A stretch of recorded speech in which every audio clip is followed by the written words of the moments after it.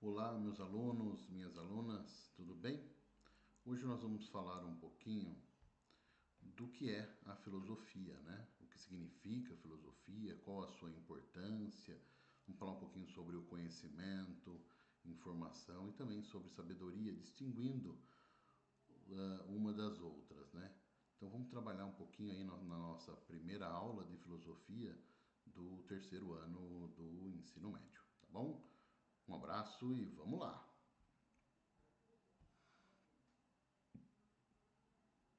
Bom, então, né, o nosso tema de hoje é o que é filosofia.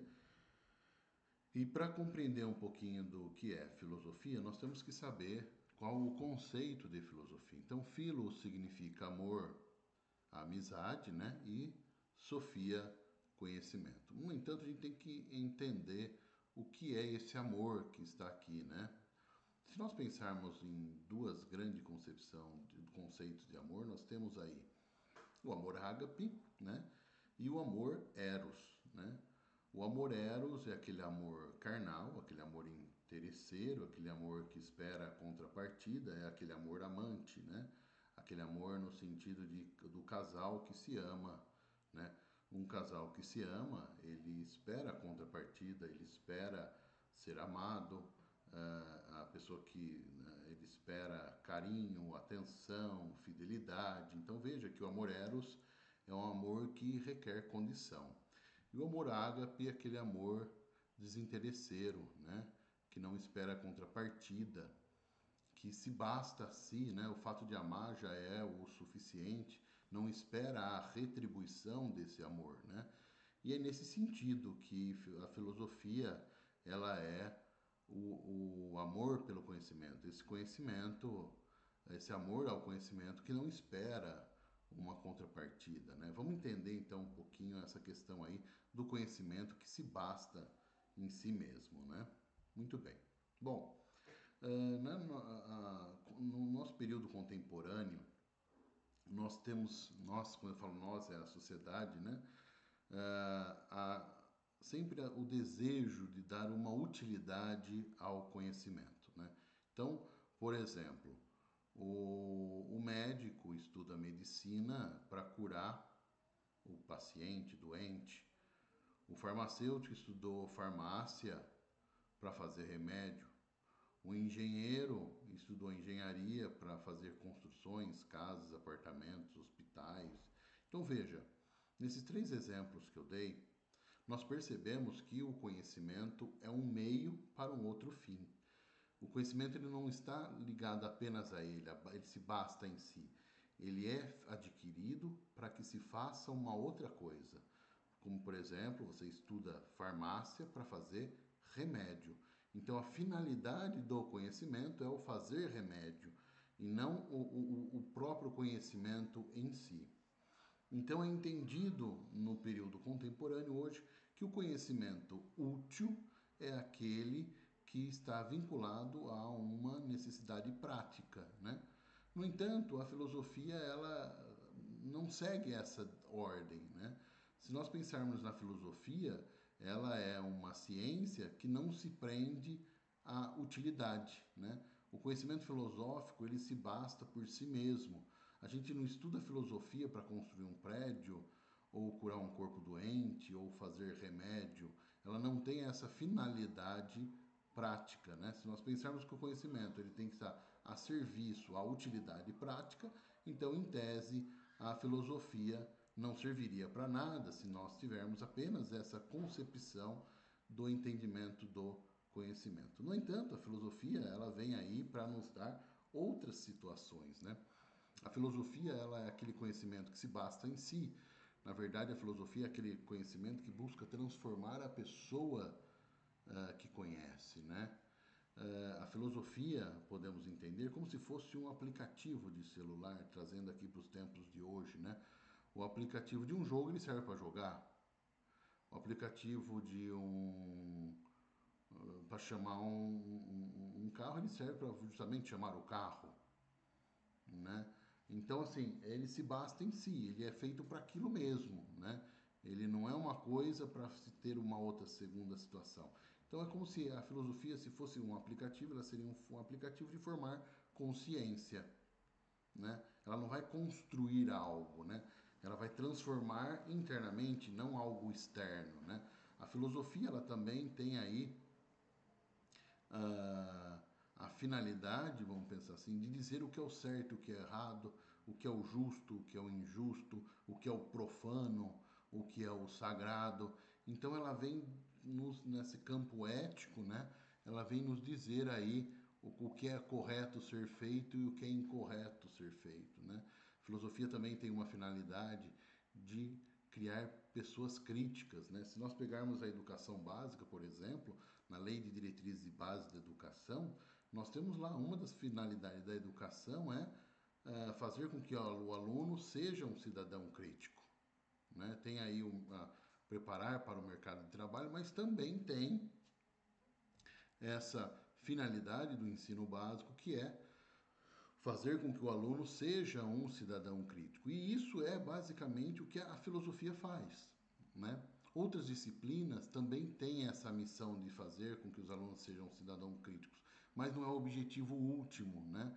A matemática lida com números, a biologia com animais, vegetais, o português com as palavras. Então, assim, a filosofia não, a filosofia busca justamente isso, né? A autonomia do cidadão, que ele seja um cidadão crítico. Então, a filosofia tem como finalidade última justamente garantir com que os alunos se transformem em cidadãos críticos, né? A filosofia ela é transgressora.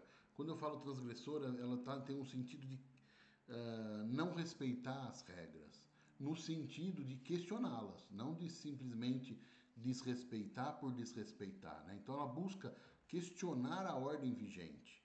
Ela não se acomoda com a regra.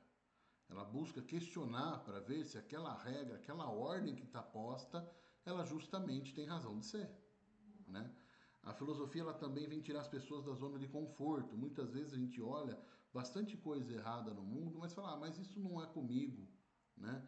A filosofia busca trazer para dentro de nós, cidadãos, a concepção de participação, né? Nós naturalmente somos seres sociais. Então, o que acontece com a sociedade é responsabilidade nossa. Então, a filosofia também vem suscitar essa situação aí de nos tirar da zona de conforto e buscar aí uma ação, né? A filosofia também vai confrontar o poder, né? Como eu falei, nós vivemos numa sociedade, é necessário que essa sociedade seja organizada, essa sociedade é organizada por poderes, e a filosofia vem justamente questionar essa organização, esse poder no qual todos nós somos submetidos. Uma outra questão é que a filosofia ela vem questionar as verdades inquestionáveis.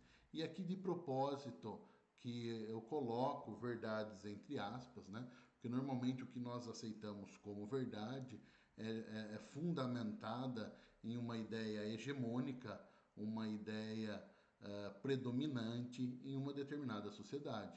E a filosofia vem justamente ela vem questionar essa ideia hegemônica, essa ideia que prevalece na sociedade, né?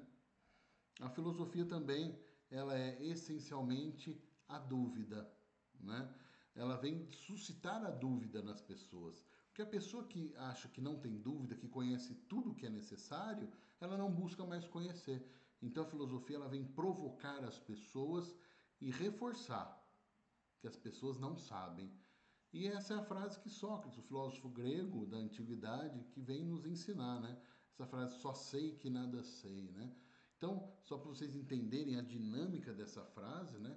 Sócrates é um cidadão ateniense da antiguidade, lá do século V antes de Cristo, século V, século IV antes de Cristo, e ele caminhava pelas praças de Atenas conversando com as pessoas e as pessoas sempre diziam: Nossa, Sócrates, como você é sábio, você é sábio. E ele queria saber se realmente ele é ou não sábio. E naquela época, o costume local, vamos dizer assim, era conversar com o oráculo quando tinha alguma dúvida de natureza dessa essencial, né? Vamos pensar assim.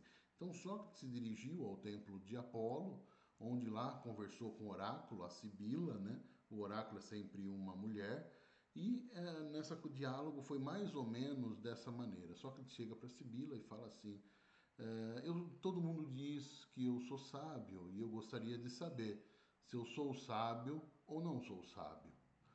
E aí o oráculo pergunta para o Sócrates: mas o que você sabe? E ele responde: eu só sei que nada sei. E aí o oráculo fala: Sócrates, você é o maior de todos os sábios, porque sabe que não sabe. Veja bem, ao assumir a ignorância, ao assumir que não sabe, isso significa que as pessoas estão abertas a conhecer. Quando a gente recusa o conhecimento, usando a alegação que a gente sabe tudo, é como se nós estivéssemos satisfeitos com o conhecimento que nós temos. Quando nós estamos satisfeitos, a gente não busca mais aquilo que antes nós desejávamos. Por exemplo, tem essa frase aqui, né? O animal saciado dorme. O que isso quer dizer? Vamos imaginar assim, o animal, assim nós também, seres humanos, somos animais. Quando a gente tem fome, nós vamos buscar o alimento, né? Vamos imaginar na hora do almoço você morrendo de fome e tem uma lasanha bolonhesa. O primeiro pedaço é o pedaço mais gostoso do mundo. Mas o 23º pedaço ele já é, em certa medida, não tão gostoso. Por quê? Está acontecendo, nós estamos ficando satisfeitos, né? E essa satisfação faz com que nós deixamos de desejar o que ora nós gostaríamos de ter. E assim também é o conhecimento. Se a gente está satisfeito com o conhecimento que tem, nós não buscamos mais conhecer. E a dialética socrática vem justamente nos provocar a assumir a nossa ignorância, a assumir que não sabemos, ficar nessa situação de incômodo, de ter desconhecimento e buscar o conhecimento. Né? Essa que é a dinâmica, vamos pensar assim, da filosofia socrática e da filosofia como um todo. No entanto, a gente tem uma grande questão aqui que é posta. Nós temos que saber o que é informação, o que é conhecimento e o que é sabedoria, né? Então, informação nada mais é que uma narrativa de um fato a partir de uma perspectiva. Então, por que eu coloco? Veja só, a informação pode ser entendida como uma narrativa de um fato a partir de uma perspectiva. Por que a partir de uma perspectiva? Hoje nós temos jornal impresso, jornal televisionado, sites de notícia, esse tipo de coisa, e todos eles trazem informação. Mas eu costumo dizer que por trás de uma informação tem sempre uma intenção, né? Então, a mera informação não é conhecimento. A mera informação não é conhecimento. E muitas vezes a informação ela vem, ela trabalha uma perspectiva de mundo, né? Então tem jornais que está mais ligado ao governo, tem jornal que está ligado a criticar ao governo, tem jornal que é mais ligado à direita, tem jornal que é mais ligado à esquerda, tem jornal que tem um pensamento de centro-esquerda ou centro-direita. Então, a perspectiva, a redação daquele jornal influencia na informação. E nós temos que ter esse entendimento, tá? A mera informação, ela não é conhecimento, né? Diante disso, então, o que é o conhecimento? O conhecimento compreende algo por meio da razão ou da experiência. Então, todos nós temos algum tipo de conhecimento. E quando a gente recebe a informação, nós temos que buscar traduzir essa informação a partir do conhecimento que nós temos, né? Veja aqui na charge, né, a pessoa tem uma furadeira e um martelo, e o outro fala, olha, não é assim que faz. Então, o que falta para aquela pessoa fazer o furo na pedra? Justamente o conhecimento de como fazer o furo, né? E assim, e aqui eu vou trazer um exemplo prático, né? Então, nós temos uma informação aqui. A gravidez na adolescência quase sempre é uma gravidez não planejada. E por isso, desculpa, vou voltar. A gravidez na adolescência quase sempre é uma gravidez não planejada e por isso indesejada. Desde 1970, a incidência de casos tem aumentado significativamente, ao mesmo tempo que tem diminuído a média de idade das adolescentes grávidas. Na maioria das vezes, a gravidez na adolescência ocorre entre a primeira e a quinta relação sexual, e a jovem grávida procura o serviço de saúde para fazer o pré-natal apenas entre o terceiro e o quarto mês de gravidez. Veja aqui, isso é uma informação. Agora, como que a gente vai trabalhar essa informação? Diante do conhecimento que a gente tem. Então, veja, uma pessoa que tem um conhecimento histórico, o que ele vai olhar? Ele vai olhar essa informação, ele vai tirar o quê? Justamente essa, eu fiz uma descrição aqui, olha, descreve a transformação do comportamento sexual desde a década de 1960 e analisa suas causas, mostrando o afrouxamento das regras que proíbem a atividade sexual antes do casamento, principalmente para as mulheres.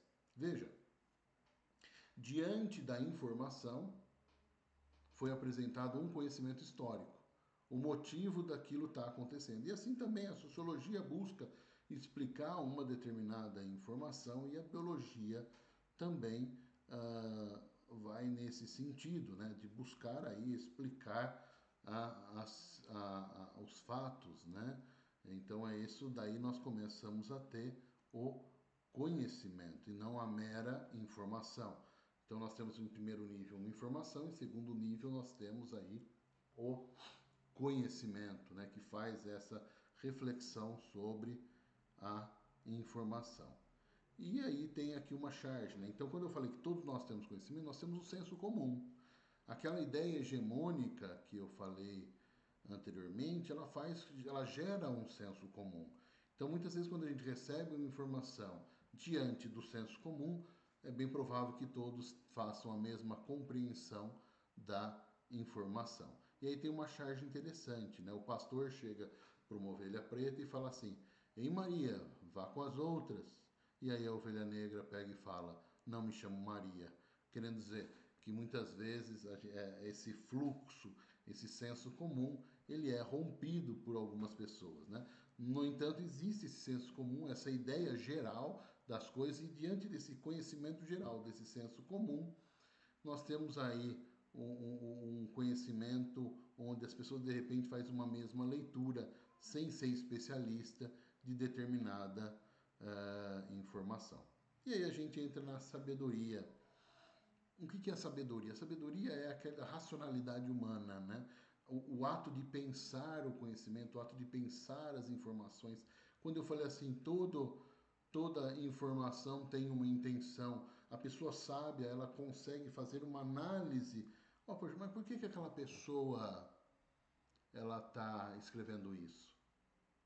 Por que existe essa informação? O sábio ele consegue pegar aí todo o conhecimento e fazer uma análise desse conhecimento, né, que está sendo utilizado. Então, o sábio ele vai buscar sempre dirigir da melhor forma possível a nossa vida, né? Ele vai sempre pensar na questão do mal e do bem, né, para determinar qual é a ação que deve ser feita, né? Então, a sabedoria, basicamente, vamos pensar assim, é a racionalidade sobre as atitudes humanas. Né? Quando você começa a refletir sobre as atitudes humanas, nós temos aí uma pessoa que pode-se dizer que é a sabedoria, né? A pessoa sábia, ela reflete, ela pensa, ela vê uma informação, ela vai buscar o que não está escrito, o que está nas entrelinhas, a intenção de quem escreve. Diante do conhecimento, ela faz uma análise mais apurada do que está sendo apresentada, né? E, por hora, é isso que eu pretendo aqui apresentar para vocês, né? Então, essa é a nossa primeira aula aí do terceiro ano do ensino médio, que nós tratamos aí um pouquinho de falar da filosofia, sua utilidade, e dessas questões que nós vamos trabalhar com mais profundidade nas próximas aulas, ok? Então, obrigado pela atenção, pela audiência, né? E até a próxima aula.